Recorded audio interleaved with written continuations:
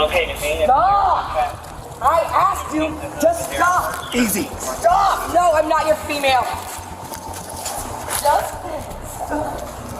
stop! I asked you to fucking stop! Stop dragging me! Stop dragging me! Just shut your ass up! That's enough. If you open your mouth one more time, you're going to jail.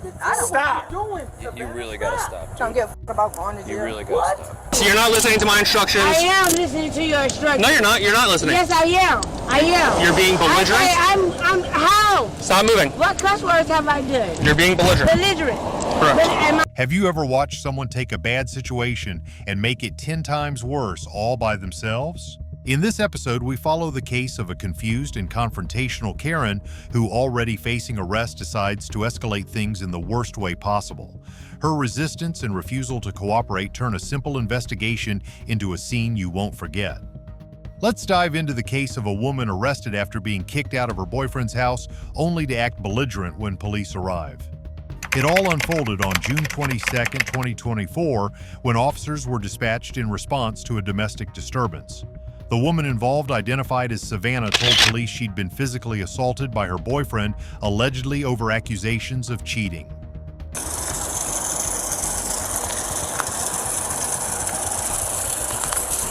Hello. Hello. What's going on? I want to press charges on him. He just beat me up. You don't want to let me in, I'm going to call the police. Yeah, because you're going to jail. Could I get your name, please? Savannah. On some good shit. When officers arrived, they found Savannah emotionally unstable and visibly upset. She claimed her boyfriend had taken her phone and attacked her when she tried to retrieve it. She pointed to bruises and scratches as proof and made it clear she wanted to press charges. From the outset, the situation was messy. Officers did their best to remain neutral as they listened to both sides while also trying to make sense of the chaotic scene. Savannah was vocal, demanding justice while also growing increasingly agitated. Her version of events painted her as the victim physically harmed and wrongfully accused. I want to press charges on him. He just beat me up. I got marks and stuff all over me. A bruise on my leg. He just punched me in my head about 1,000,000 times. Can you tell me what happened? He was asleep. He had my phone, so I was banging and kicking on his door to wake him up. Just shut the up. You was asleep. So I was banging on your listen, door. if you want us to hear your story, why are Step you... on my motherfucking head. I was Miss, asleep. will you come talk to me over here I was then? asleep. Since he wants to act a Right fool. around. Step over there. You just heard what she said, right? Thank you. Can you explain to me what the heck happened here? So he had my phone. Do you have any knots? I probably did right here. You feel them? Yes, if you can feel it right there, I have a big knot right there. What happened to your arms? When he was punching me and stuff, he had kept scratching me or whatever. Kept punching me in my fucking head. Okay. I have marks all over me, bruises on me, punched me in my fucking head 1,000,000 times. I want to press charges on him. Where at on your head? Because he was asleep. He had took my phone. So I banged on his door and tried to get my phone. So, because he was asleep. So I'm trying to wake him up. That's what I'm trying to figure out. I'm trying to get you to tell me the story, but you want to yell at him. He told me, get your shit and get the fuck out of my house. Okay, I get my phone. But then the boyfriend shared a very different perspective. According to him, Savannah had shown up at his house uninvited, caused damage to his property, and refused to leave. He denied any physical abuse and claimed that her behavior had been completely out of control. To assess the credibility of both stories, the officers took a closer look.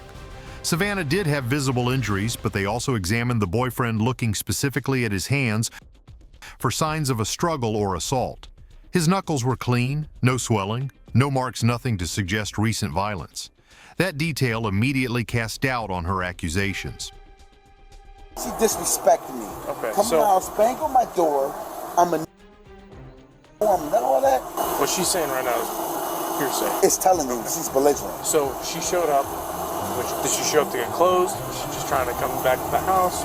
She showed up knocking on my door because she knew that, okay, she's lying. So she showed up to She get stuff. showed up here. I was asleep. Right. I got that. Okay. And then she knocked on the door. Knocked on the door. Answered. I answered the door. Did she I didn't come even answer in? the door. I answered the window. Do you have any knots? I probably did right here. You feel them? Yes, if you can feel it right there, I have a big knot right there. was punching me and stuff. He had kept scratching me or whatever. I didn't do this and I didn't do that. You're lying right off the rip when you told me you're not doing this and not doing that. Yeah. You're being, Trying to defer. yeah, you're being dumb. I got you. I'm not stupid. Can I just see your knuckles real quick, just to confirm that everything you're telling me is good? Nothing. Okay. You see I got that? you. I got you. I didn't even hit her. I got you, man. Nothing. Well, how did she do all that? She came in. I'm like, okay, you can get your things or whatever. I'm not tripping. I'm fine. Okay, get your things. At this point, the officers had to make a call not based on emotion, but evidence. And that's where things turned sharply. Instead of calmly working with the officers, Savannah's behavior only escalated. Her agitation became disruptive. She argued, resisted, and made it increasingly difficult for officers to proceed with the investigation. Eventually, her refusal to comply crossed a legal line. The result, Savannah was charged with obstructing official business not because of the original call, but because of how she handled herself in front of the responding officers. I'm not even on drugs. Shut your ass up. Try me. Drug test me. I bet you I come clean. You talk to him, not him. What are you talking What are about? we doing here, man? If you're gonna yell at him, why are we even here? So you Savannah, ain't what's your- you ain't beat me up? Savannah, what's your date of birth? Savannah, what is your date of birth? You ain't punch me? Can you stop? You ain't punch me? Come on. Can you stop? Seriously, you gotta quit. You were gone. Hey, Yeah, am I was. invisible? Just shut your ass up. That's enough. If you open your mouth one more time, you're going to jail. I don't Stop. You really gotta stop. Don't give a fuck about going to jail. You really gotta stop. What you talking about? You punch me. You don't live together. Knocking on my door. You got any kids with him? Because you have my phone. Oh my God. One more time. I swear to God, You got any you're going to kids with jail. That's it. Yes or no? Do you have any kids with him? Yeah, 4. Really, Aaron? You gonna really sit there and lie? That I was in the house with you the whole time. Are we obstructing at this point? I was with you the whole time. I was with you the whole time. God damn it. At this point, we're I obstructing. don't care if you laugh. I'm not laughing. I was with you the whole time, but you gonna sit here and lie? Yes, I was. You got any property on you? None besides my phone. Let me have it. Have a seat, please. Can you go in there so I can call my grandma and tell her? We will. Yeah, we will. This case is a prime example of how outcomes in domestic disturbances are often shaped not just by the facts, but by how individuals behave in the moment. Cooperation can be the difference between getting help or facing charges.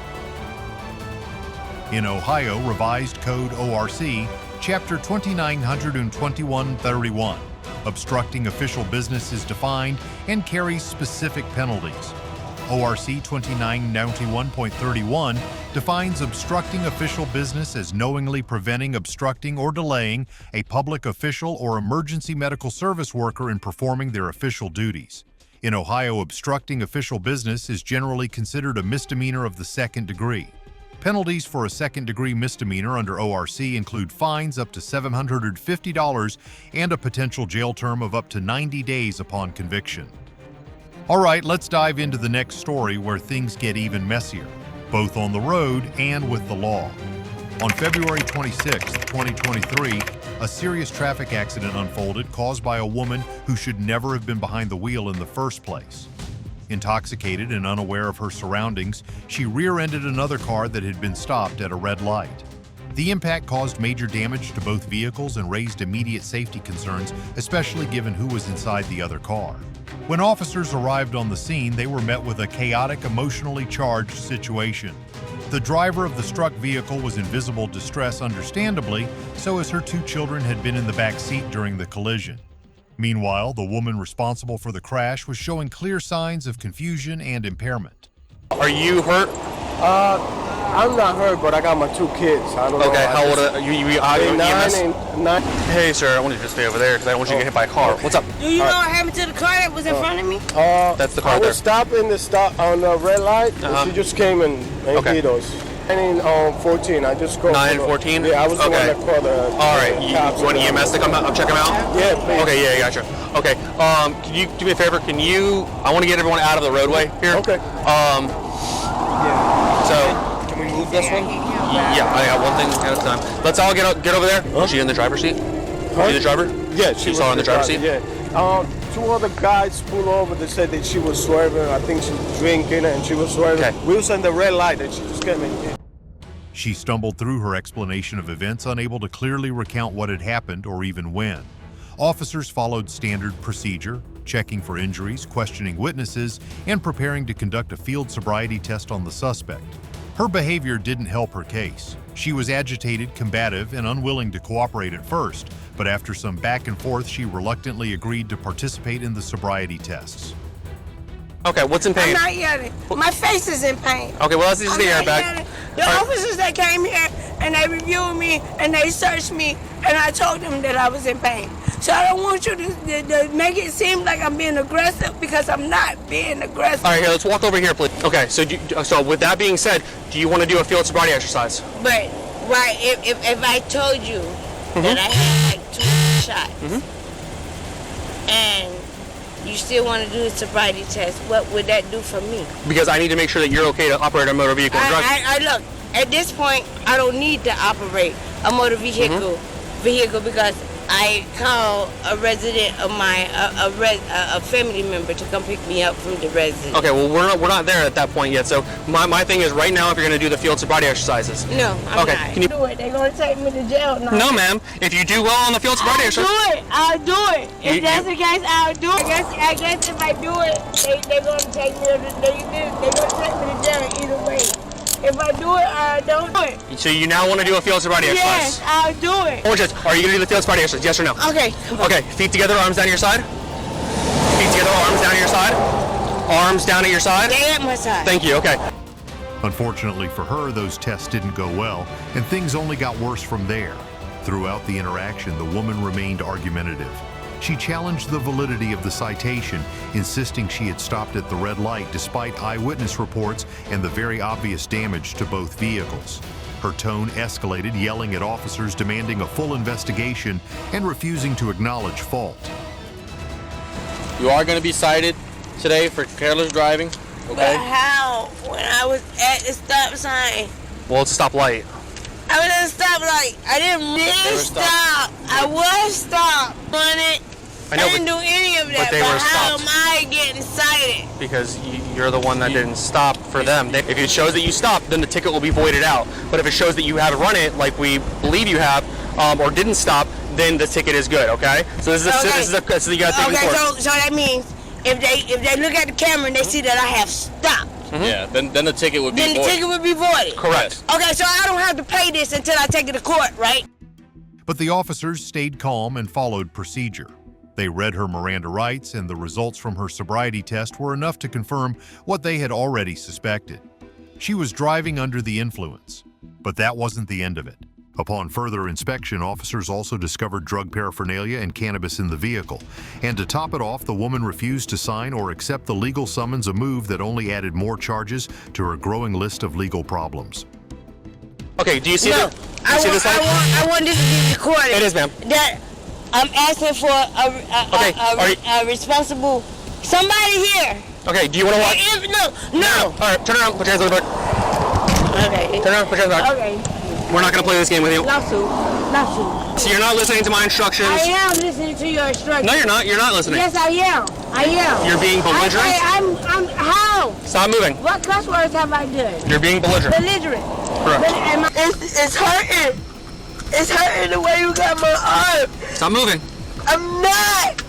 Literally moving. I'm trying to, officer. I'm not trying to be disrespectful or rude. I'm telling you my arm. Following her arrest, the woman faced several legal proceedings with a range of charges. One major charge was driving under the influence DUI. Under Illinois law, DUI is governed by Illinois compiled statutes. Chapter 625, Section 5111-5001. A BAC of R0.15 or higher constitutes an aggravated DUI classified as a Class 4 felony. Penalties for this offense can include a minimum of 1 year of imprisonment, significant fines, mandatory community service, and a lengthy driver's license suspension. Another charge she faced was the possession of drug paraphernalia and cannabis governed by Illinois compiled statutes. Chapter 720, Section 600. Penalties for possession of cannabis vary based on the amount involved and prior criminal history, potentially leading to fines and imprisonment, while possession of drug paraphernalia also carries criminal penalties. Additionally, the woman was charged with refusal to sign or accept a summons, which is addressed under Illinois Compiled Statutes, Chapter 625, Section 511403. Refusing to sign or accept a summons can result in additional charges, including potential fines and further legal complications.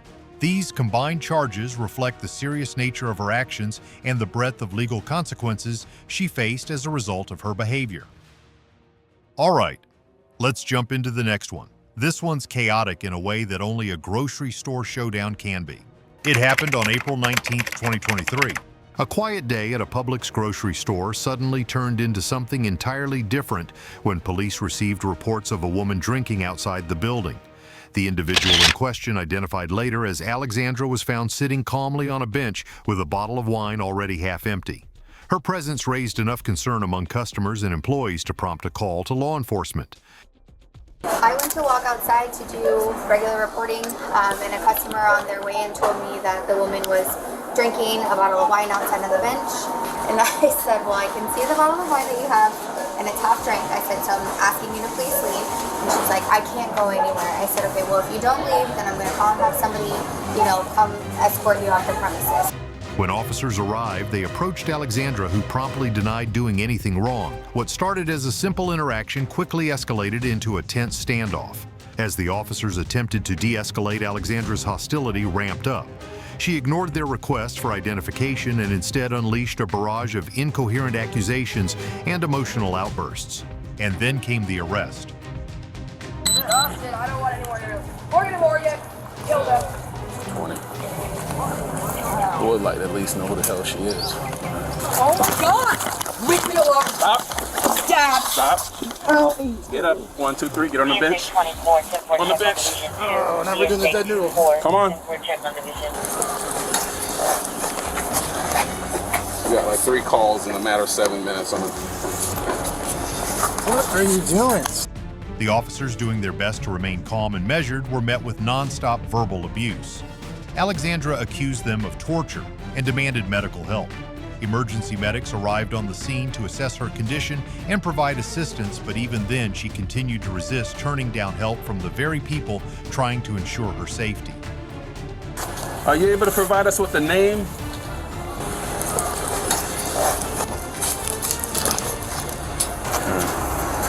Watch you guys. Don't get hit. Stop touching me! No, who are you? You medics, and you're okay to talk, so why don't you help Go us? arrest another female. No, I don't want to arrest another female. Too late. What's your name? What are you doing? Stop. Yeah, I'll hold her back if you can just get the hair out of her face. Yeah. We're gonna get a good photo. Ow! Fuck! Hey, Watch it. Stop. Stop. Just trying to take a picture. Trying to take pictures of me. Hey, then identify yourself. You falsely fucking arrested me. No. Come on. Hey. Exactly. Watch yourself. Watch it carefully. Eventually, Alexandra was subdued and taken into custody. The charges, multiple, ranging from possession of drug paraphernalia to violating city ordinances to resisting an officer without violence. Forget it. What you want to do? Jane Doe? All right. Come on. Get in the car. Let's just figure it out.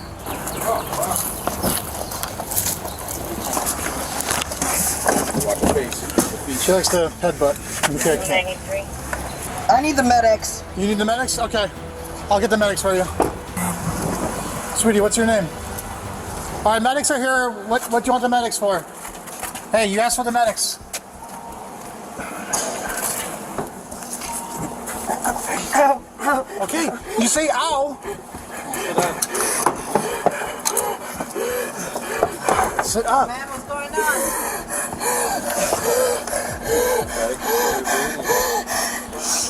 The legal process that followed painted a clear picture. Even a seemingly minor public disturbance can carry serious consequences, especially when resistance and defiance fuel the flames.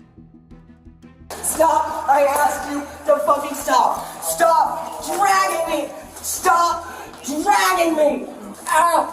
Ow! Ow! Ow! Oh my God, Dad! Make him stop! Make him stop! Make him fucking stop! Make him fucking stop! Stop as soon as you do your Make him finger. fucking stop! Make him fucking stop! This is torture. No, don't do that, don't do that. Oh my God! Please stop! Please stop! Please stop! You're not in cuffs! Oh, my body hurts so bad. My core. God. Oh my God! Please stop! So what's your take on this one? Did the officers handle it right? Was there a moment where things could have gone differently? Drop your thoughts in the comments, and if you enjoy these deep dives into bizarre real-world incidents, make sure to subscribe for more captivating breakdowns. Thanks for being here.